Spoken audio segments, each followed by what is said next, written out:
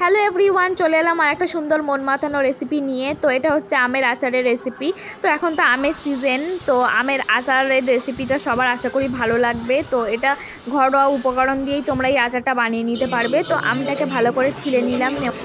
আমটা ছিলে নেওয়ার পরে এখানে জুলিয়ান করে আমটাকে কেটে নিলাম। নেওয়ার পরে এখানে কিছুক্ষণের জন্য জলে ভিজিয়ে রাখতে হবে যাতে টকটা কেটে যায়। তারপরে এখানে গরম জল বসিয়ে দিতে হবে। গরম জলে আমটাকে মাত্র 10 থেকে 15 সেকেন্ডের জন্য দেব, দিয়ে আবার ছাঁকনি দিয়ে তুলে নেব, যেন সেদ্ধ না হয়ে যায় সেদিকে খেয়াল রাখতে হবে। শুধু জলের মধ্যে দিয়েই সঙ্গে সঙ্গে আবার তুলে নিতে হবে ছাঁকনি দিয়ে।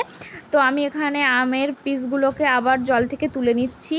নেওয়ার পরে এখানে পরিমাণ মতো যতটা আম, এখানে যদি 3টে আম থাকে তাহলে হাফ কাপ পরিমাণ মতো চিনি নিতে হবে মিডিয়াম সাইজের আমের জন্যে। তো এখানে চিনি মাখিয়ে 1 ঘন্টা বা তারও বেশি যতটা সময় দেওয়া যায় তো এখানে চিনি মিশিয়ে রেখে দিতে হবে। তো দেখো এখানে চিনিটা পুরো গলে গেছে।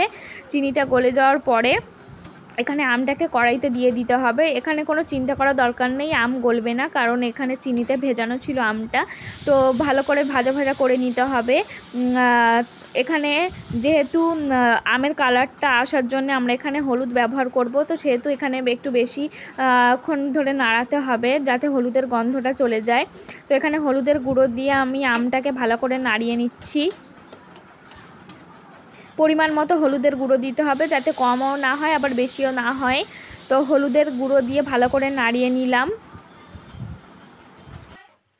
এখানে নাড়তে নাড়তে আস্তে আস্তে চিনি থেকে যে জলটা বেরিয়েছে সেটা আস্তে আস্তে টানবে। এখানে কিন্তু এক্সট্রা করে কোনো জল ব্যবহার করা হয়নি। তো তারপর এখানে দিয়ে দিলাম লঙ্কার গুঁড়ো। লঙ্কার গুঁড়োটা দেওয়ার পরেও আবার নাড়াচাড়া করতে হবে যতক্ষণ না চিনির জলটা শোকাচ্ছে। এখানে যেটুকু রয়েছে সেটুকু চিনিরই জল, চিনি থেকে চিনি গলে যে জলটা বেরিয়েছে। তো এখানে আমার হলুদ আর লঙ্কার পরিমাণটা একটু কম মনে হয়েছে, তাই আরেকটু দিলাম। দেওয়ার পরে আবার নাড়াচাড়া করছি। তারপরে এখানে দিয়ে দিলাম 5 ফোড়নের গুঁড়ো। তো 5 ফোড়ন এখানে দিলে আচারের টেস্টটা বাড়ে। তারপরে দিয়ে দিলাম বিট লবণ। বিট লবণও তোমরা দিতে পারো, আবার এমনি লবণও দিতে পারো, তবে বিট লবণ দিলে একটু টেস্টটা ভালো হয়।